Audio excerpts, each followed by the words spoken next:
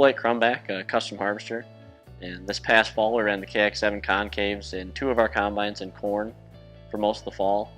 In ideal conditions, we found that there wasn't a lot of difference over our OEM concaves, but when we got into some wetter corn and some tougher conditions, the KX7s performed better and less damage to the grain and just seemed to work better. Another nice feature of the KX7s is their split module design. It makes it a lot easier to install over our Case IH concaves. You're only working with half the size, and it also creates a lot more opportunities for different configurations with different boxes, and they're really easy to install. After running them for a season, we are definitely going to run the KX7 concaves in all of our combines this upcoming season.